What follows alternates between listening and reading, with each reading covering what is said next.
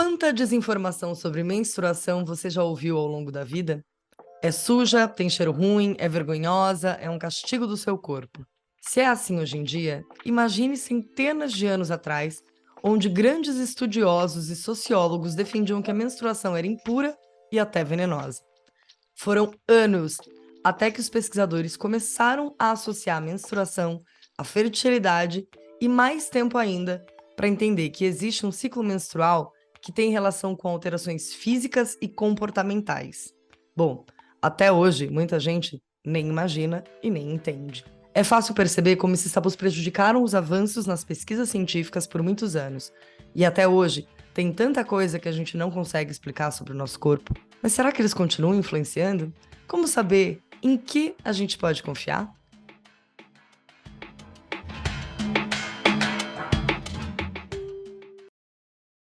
Eu me chamo Tassiana Fortunati, comunicóloga, diretora audiovisual, educadora e terapeuta menstrual, e esse é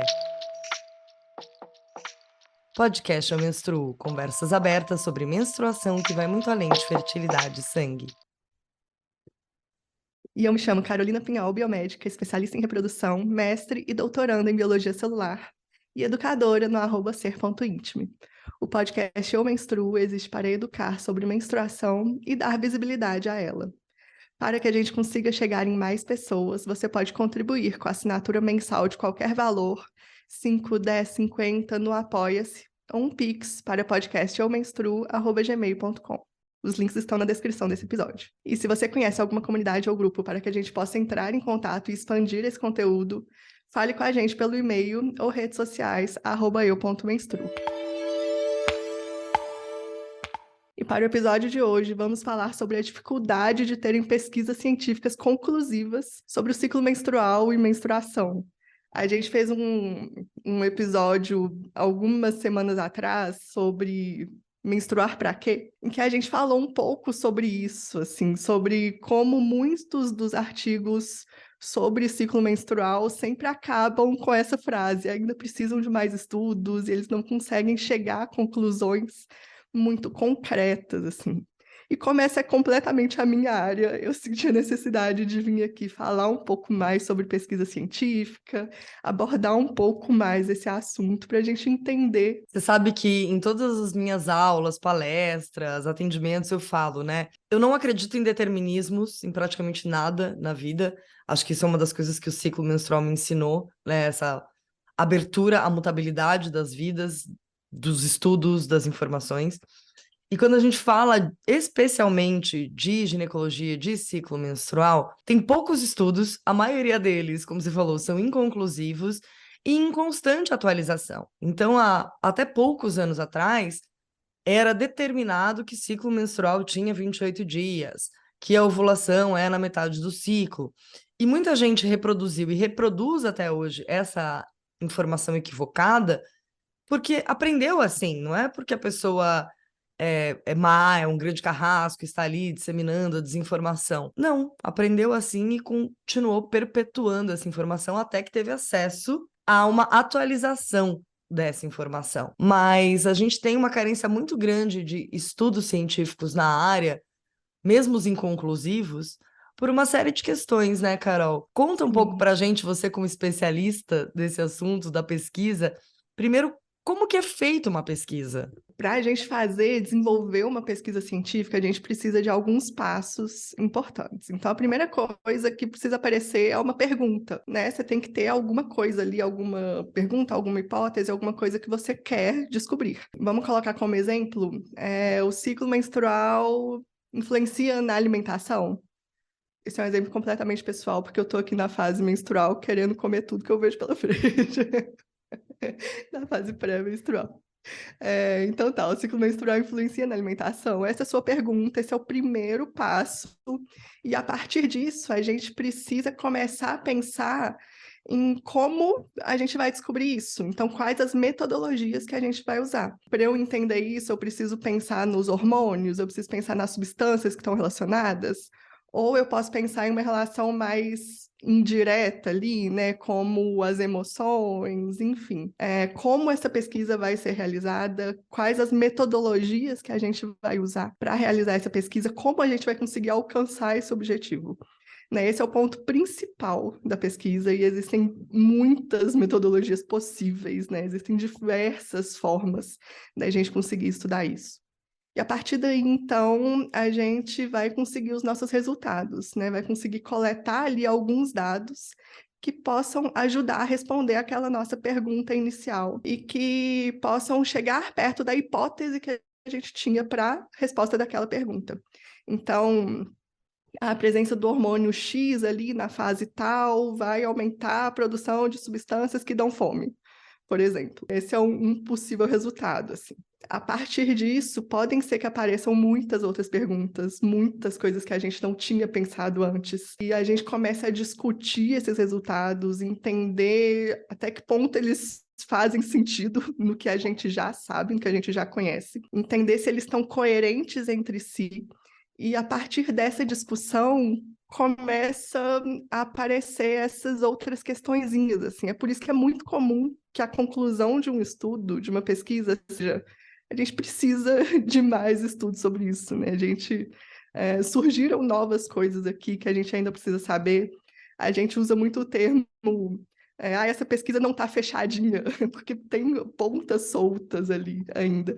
Então, é muito comum, né, que as pesquisas tenham essa conclusão, assim, de precisamos de mais estudos, porque é muito difícil a gente conseguir explicar tudo. O corpo humano é muito complexo, muito complexo. Tem muita coisinha influenciando no mesmo aspecto. Eu observo nos estudos que eu acompanho que é um recorte do recorte do recorte do recorte, né? Então, É, no Treinando com Ciclo, esses dias eu acessei um estudo, já tem um tempo, que era especificamente sobre a prática de HIIT, né, que é essa prática de atividade física intensa, na relação cardiorrespiratória durante o ciclo menstrual. Então, assim, um recorte do recorte do recorte, porque é o que você falou, é muito amplo, né? É difícil você, dentro de uma pesquisa, você precisa ter um objetivo, né? Não dá para é. você entender todo o impacto da atividade física como um todo em pessoas que menstruam, né? São muitos tipos de atividades, são muitas pessoas em muitos contextos diferentes. E conversando com algumas pessoas que trabalham com pesquisa, uma coisa que eu observo é a dificuldade de objeto de estudo também. Porque por ser tão tabu, por ser um assunto tão silenciado, as pessoas que menstruam evitam ou negam ser objeto dessas pesquisas. Isso é uma realidade, né, Carol? Isso é uma realidade. Principalmente quando a gente fala em pesquisas com humanos, né? Tem esse problema das pessoas não quererem participar por inúmeras questões, o tabu é um deles, e também tem muitas questões éticas envolvidas que podem prejudicar esses estudos, assim. No meu laboratório, a gente trabalha com testículo e espermatozoide e teve uma pessoa em específico que estava fazendo o doutorado dela sobre o padrão de fertilidade ao longo dos anos. Então, ela estava pedindo para que jovens entre uma faixa etária X coletassem o sêmen, doassem uma amostra de sêmen para a pesquisa para poder entender como que estava esse padrão dos parâmetros, né, espermáticos mesmo, de motilidade, de vitalidade, de concentração, enfim. Agora pensa, você pedir ali para jovens de 18 anos para coletarem sêmen para pesquisa, a maioria, na hora que você considerava falar sobre isso, já morria de vergonha, já que isso, não vou fazer isso, sabe? Esse é um exemplo próximo de mim, mas com menstruação acontece a mesma coisa, né? Ciclo menstrual acontece a mesma coisa. É uma coisa que as pessoas têm muitas questões envolvidas, assim, aprenderam o tempo inteiro que isso era, como você falou na introdução, era sujo, era vergonhoso, era algo que a gente precisa esconder. Então, isso acaba prejudicando, sim. Agora, Carol, dos poucos artigos que a gente já tem para ler, porque eu vejo muito isso, né? Muito conteúdo falando, é porque um estudo falou tal, né? E muitas vezes não dá nem a referência do estudo, inclusive, né? Quando a gente tem acesso a esses poucos estudos, qual é o critério para ler? A gente que é leigo, que não é do universo da pesquisa científica, como a gente lê, como a gente entende a credibilidade desse estudo? Porque fazer um estudo quase qualquer um pode fazer, né? Sim. Então, como que eu entendo se eu posso confiar naquilo que eu tô lendo? Essa é uma pergunta que é difícil, assim, realmente não é fácil, não tem padrões claros que a gente consegue perceber ali no artigo para descartar ele ou não, mas tem diferentes coisas que a gente pode pensar, assim. Então, especificamente sobre em pesquisas com o ciclo menstrual, tem algumas questões que eu pensei que podem dificultar um pouco esses achados, assim, esses resultados. Então, primeiro, que eu até já tinha comentado antes no outro episódio, é a dificuldade de existir um padrão sobre menstruação. Então, se você pega um estudo sobre ciclo que tem um recorte muito grande, que quer generalizar alguma questão, pode ser que tenha alguma coisa ali que não está tão certa, porque não existe um padrão de ciclo menstrual. Né? Se a gente estudar uma pessoa aqui, uma pessoa em outro país, ou até em polos diferentes aqui dentro do Brasil, vai ser diferente, o padrão de menstruação vai ser diferente. Isso tem muita influência de outros fatores, né? De clima, de rotina, enfim. Isso tudo pode mudar as características que a pessoa percebe. Então, generalização já é um ponto que a gente pode desconfiar, sabe? Isso tem que ter um recorte muito bem definido, muito bem especificado. Mas mesmo assim, pode ser que a gente não consiga ser conclusivo mesmo naquela região específica. Por quê? Vamos pensar nesse exemplo que eu dei inicialmente, de ciclo afeta na alimentação ou não. Como que a gente vai fazer isso? Vamos passar um questionário, não um formulário, para as pessoas responderem em qual fase do ciclo você sente mais fome, em qual fase do ciclo você tem mais vontade de comer certos alimentos. Vamos entender esse padrão das pessoas. Mas esse tipo de estudo, de questionário ou estudo observacional, nem sempre é 100% confiável também, porque a gente está dependendo da percepção de pessoas que muitas vezes não têm uma percepção alta das mudanças do próprio corpo. A gente vive não é nem um problema brasileiro, mas talvez um problema mundial, de que a gente não é ensinado a entender as mudanças do seu corpo, perceber o que pode estar acontecendo com você que está fora do padrão, ou então entender os seus próprios padrões, né? Tem alguns sinais claros, assim, você sei lá, acorda com seu braço inchado e doendo, você sabe que tem alguma coisa errada. Agora, sua menstruação, você veio com uma cólica muito mais intensa e com sangramento mais intenso, não, tá tudo bem, tá normal.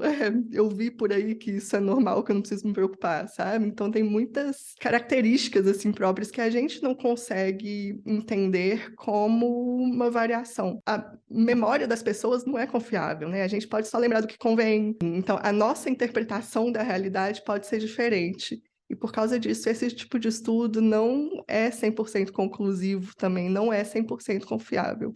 É sim uma ótima forma da gente conseguir começar a entender o que a gente deve estudar, né? O que a gente deve aprofundar, mas a gente precisa de um aprofundamento. Quando você fala no grupo de objeto de estudo, né? Tem essas diferenças porque a gente sempre fala, né? Que a nossa menstruação, ela é um mapa e também um resultado, um relatório daquele mês, ou até dependendo do que você estiver estudando, dos últimos 3 meses daquela vivência, daquele corpo. E que tudo influencia, né, nesse relatório. Então, um grupo específico seria um grupo, não podemos nem falar de pessoas que menstruam, teria que ser um grupo específico de recorte, mulheres, cisgênero, Sim. brancas, porque tem variação, Uhum. de determinada classe social, que moram todas no mesmo cenário ali, na mesma cidade, ou pelo menos no mesmo estado, que tem um Sim. estilo de vida parecido, né? Uhum. Que Todas já tiveram praticam, filhos ou não. que já tiveram filhos ou não, obviamente que usam ou não métodos contraceptivos e qual, né? Isso eu peguei um Sim. estudo que não fala sobre os métodos contraceptivos das pessoas, falei, ok, esse estudo já saiu de Uhum. largada, já tá ruim para ele, né? Que tenham hábitos parecidos, que pratiquem ou não, mas se praticarem, que seja uma quantidade parecida, né, de atividade física. Então, é um recorte realmente muito pequeno. E aí, quando você vê, sobra um grupo muito pequeno de pessoas também para ser objeto daquele estudo, né? Pesquisa com poucas pessoas não necessariamente é ruim, ou com poucos indivíduos ali, poucas amostras, não necessariamente é ruim, desde que a metodologia desse estudo seja muito bem definida. Então, se fizer um recorte assim, são poucas pessoas, mas está todo mundo ali com um mesmo padrão, a gente tentou tirar o máximo possível de influências, né, outras influências externas que pudessem influenciar naqueles resultados. tudo bem, sabe? Não tem problema serem poucas pessoas se aqueles resultados, na verdade, se a forma que aquilo foi feito foi muito bem elaborado, assim, se foram boas metodologias. E talvez mais do que acompanhar pela memória, né? Pegando o exemplo que você deu, deveria ser até um relato, um diário, né? Durante o tempo da pesquisa, um formulário composto e elaborado pelo pesquisador, para que aquela pessoa fosse preenchendo diariamente, né? Usando o seu exemplo da alimentação, por exemplo, né? Para Uhum, ajudar a pessoa nessa autoobservação. Porque isso que você falou do autoobservar é muito curioso para mim, porque eu tenho uma facilidade com isso desde sempre, e eu achava que todo mundo era assim. E aí eu fui uhum, descobrindo que não ao longo da minha jornada. Então, fazendo psicoterapia, indo no médico, contando meus relatos. As pessoas, nossa, mas como que você percebe isso? Como que você percebe aquilo? Minha própria ginecologista, que hoje é a Fê do Papo com a Gine, que tá sempre aqui com a gente no podcast, eu falo pra ela, ó, percebi mudança na intensidade do meu fluxo desde que eu comecei a usar a medicação. Uma mudança drástica, assim. Ela, nossa, sério? E você associou com a medicação? Eu falei, sim, porque a única coisa que mudou foi a medicação, né? uhum. Percebo diferença no olfato, percebo diferença no paladar. E aí eu entendi que não é todo mundo, né? Que não é comum, porque a gente não tem nem É, estímulo para olhar para dentro. A gente tá o tempo todo olhando para fora, né? Eu falei, eu até brinquei, vou começar a ensinar então as pessoas a trabalharem o processo de autoobservação, criar uma metodologia para ensinar isso, porque eu nem sei, é tão nato, né? Tá, então um ponto de atenção quando a gente está lendo um artigo é entender a amostra do sim, grupo. como ele foi feito. Isso, entender a amostra. Um exemplo muito legal que veio na minha cabeça agora é aquela história de que pessoas que convivem juntas, o ciclo menstrual sincroniza, a menstruação sincroniza. Esse é um exemplo muito claro que a gente tem para pensar nessa questão de como a memória é subjetiva, né? Porque não tem comprovação científica isso. Isso já foi uma teoria, já tiveram várias hipóteses, mas os pesquisadores nunca conseguiram achar uma correlação de fato. Só que qualquer pessoa que você fala isso, eu acho que é o mito que a gente mais gosta de acreditar, assim. Qualquer pessoa que você fala isso vai falar, ai, mas já aconteceu comigo, mas com minha amiga é assim. Porque tem aquela coisa, ai, amiga, eu menstruei, nossa, eu também, ai, que legal, estamos conectadas, que lindo, não sei o quê. A gente quer criar essa conexão, né? Então a gente vai acabar lembrando só da vez que o ciclo sincronizou ali, que a menstruação sincronizou, e ignorar todos os outros meses que isso não aconteceu, né? Então é muito E tem uma subjetivo. coisa, é subjetivo se a gente já tem dificuldade de desenvolver pesquisas para coisas que eu, Tassi, considero mais urgentes e graves, como endometriose, quem dirá ter um espaço, uma janela para um estudo que vá se dedicar a isso. Mas também, vou aqui fazer o advogado diabo, que não é porque não tem comprovação científica que não existe, Sim. né? Não vamos descartar o conhecimento empírico, isso para diversos exemplos, né? A coisa da influência da fase da Lua, né? Porque todo esse movimento nasceu muito dentro do universo conhecido como sagrado feminino, né? O universo do estudo da menstruação. Assim como o coletor menstrual, acho um grande marco para a gente se aproximar Uhum. disso, fundamental, mas que eu tenho várias, inúmeras ressalvas, né, com isso. Mas tem muito essa coisa de associar com a fase da lua, né? E aí, durante esses anos todos, ensinando em grupos, isso é mais perceptível até nos grupos. Você percebe que quando transiciona o ciclo daquela pessoa para uma diferente fase da lua, ela tem uma impressão diferente, ela tem uma vivência diferente daquela fase. Isso a gente estuda por meses, né? Quando a gente está nos meus processos de imersão. Então, de forma empírica, eu observo que sim, existe uma influência ali da fase da lua com a fase do ciclo daquela pessoa que não necessariamente viveu grandes diferenças dentro da sua rotina que influenciariam da mesma forma no seu sentir, tá? Não tô falando de intensidade de fluxo, de fluido, de nada disso, no sentir, né, no comportamento. Mas obviamente não existe nenhum estudo e eu espero que não exista tão cedo, porque afinal de contas, acho que tem uma fila de coisas mais urgentes para serem estudadas aí. Mas existe, tá lá, tô observando. Se é verdade, se não é verdade, se é científico, se não é científico.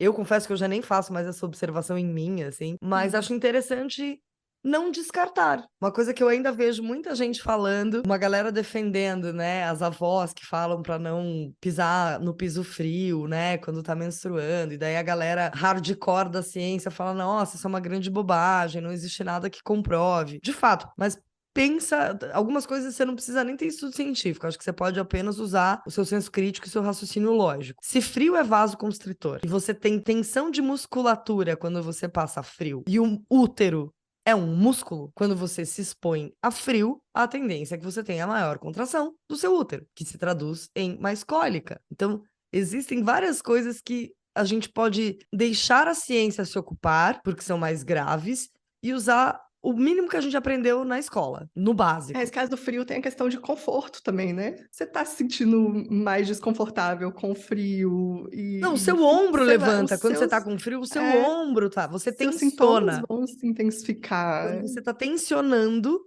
você vai promover mais desconforto, mas a dor tá realmente associada à contração muscular, que vai acontecer. E aí, quando você percebe que as extremidades são mais retentoras de calor, né? Não sei se você já fez essa experiência, mas o dia que você tiver com frio, põe um cachecol na cabeça ou um gorro. Não adianta nada. Pra mim, não. Pra você, Mas não? você põe uma meia? É. Não, mas as Não, você põe extremidades, uma né? meia, Pode põe ser uma luva sim, mas isso, assim. pode ser pé, pode ser cabeça. Eu lembro que eu estava numa faculdade em Curitiba que ficava no alto de um morro e era um vento gelado, gelado, gelado, gelado, gelado, gelado, gelado. E a gente ficava esperando começar a aula e eu sempre pegava, Curitiba é muito frio, né? E enrolava a cabeça. Cara, porque eu já tava toda vestida, eu já tava de meia, eu já tava de bota, eu tava na rua, né?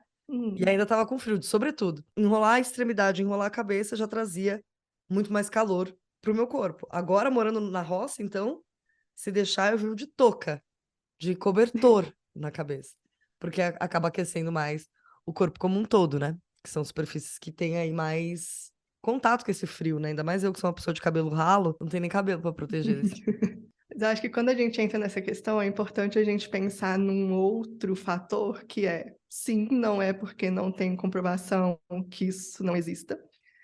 Com certeza a ciência está mudando o tempo inteiro, ela está evoluindo o tempo inteiro, tem muita coisa que a gente acreditava anos atrás e hoje em dia não é assim mais.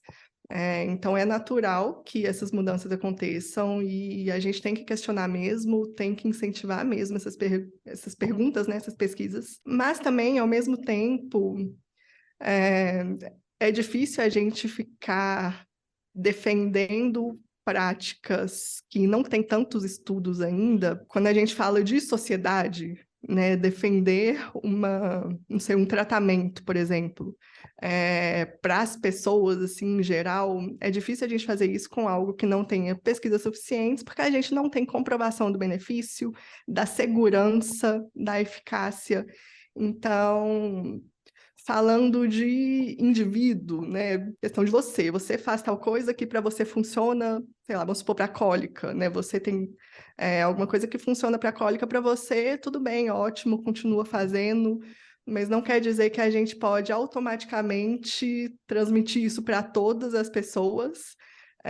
Porque não é assim que tem que funcionar, né? Quando a Ah, gente pensa em De sociedade, em novo, coletivo, de novo aos determinismos, né? Não acredite em determinismos, porque cada vivência vai ser diferente. Inclusive, quando a gente fala, por exemplo, porque obviamente uma coisa é eu te sugerir colocar uma touca na cabeça, outra coisa é eu te falar para uhum, tomar uma medicação.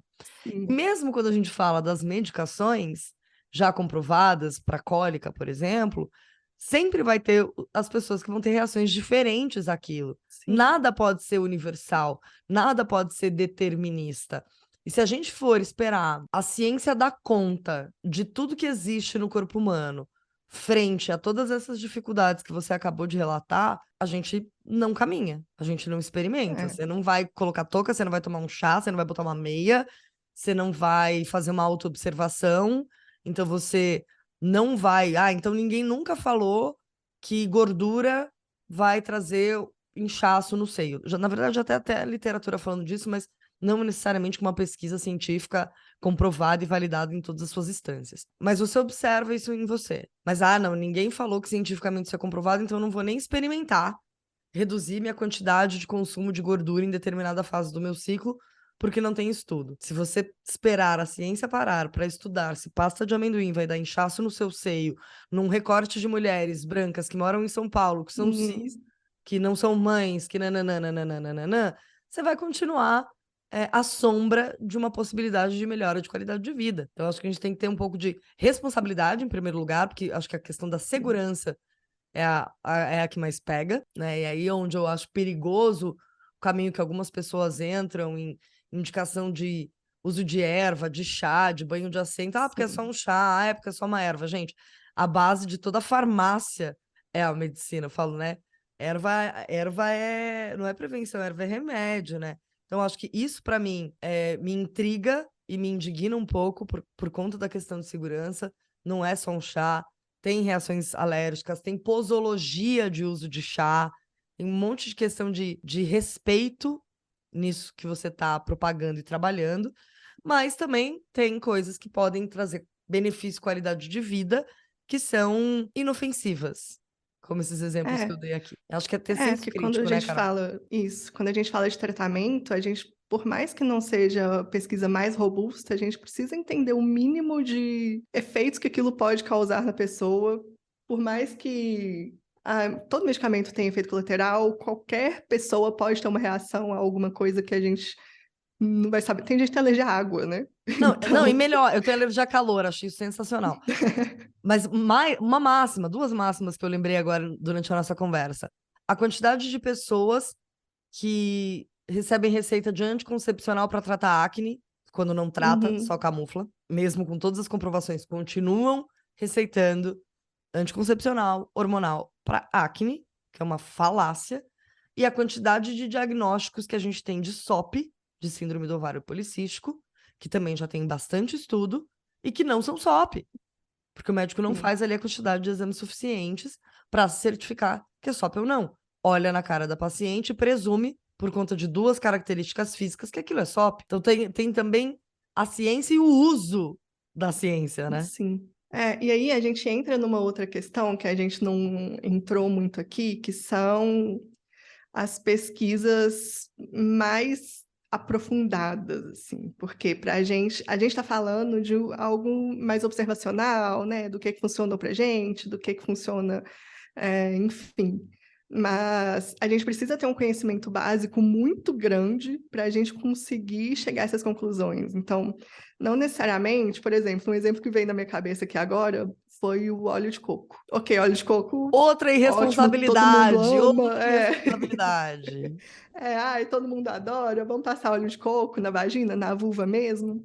É, o que a gente entende na ciência é o óleo de coco tem compostos ali, não vou lembrar o nome agora, mas tem componentes ali que são antifúngicos, que são antibacterianos, que podem ser benéficos. Mas será que o uso tópico desse óleo de coco ali que a gente comprou no supermercado direto na vagina vai ter esses benefícios?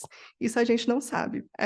Mas a gente precisa ter essa base, assim. Eu falei que nem sempre pesquisa só com questionário é o suficiente, né? Nem sempre só isso, mas então o que a gente precisa? Né? Como que a gente precisa fazer essas pesquisas para elas serem mais conclusivas, para a gente conseguir chegar a esses pontos que a gente quer. A gente precisa aprofundar muito mais a nível celular, estudar expressão gênica, estudar a produção de proteínas, de substâncias que estão envolvidas ali, estudar hormônios, estudar, às vezes, moléculas, sabe? Então, é uma coisa muito mais aprofundada para a gente entender realmente o que está acontecendo lá dentro do corpo e não só o que a gente está percebendo, né? Porque a gente já falou muito aqui que isso pode ser muito subjetivo, então a gente precisa entender de fato o que está acontecendo lá dentro do corpo, como que esse hormônio aqui está agindo, quais são os receptores que tem nessa célula. Isso vai me dizer o que pode atuar nela, quais as funções que ela pode ter. Então, é esse tipo de pesquisa que a gente precisa fazer. Mas, quando a gente fala de ciclo menstrual, como que a gente vai pegar um fragmento ali do ovário de uma mulher saudável para poder estudar a esse nível, sabe? É muito mais difícil. Muito mais difícil. Então tá, hoje em dia o que muita gente faz é pesquisa com cultura celular, por exemplo. Mas cultura celular não vai mimetizar todos os processos que acontecem no corpo ao mesmo tempo, todas as influências que o ciclo pode ter. E pesquisa com animais. A maioria dos animais não tem ciclo menstrual. A maioria dos animais não menstrua. Então, como que a gente vai estudar isso? Entende? Fica É, esse desafio para você, Carol.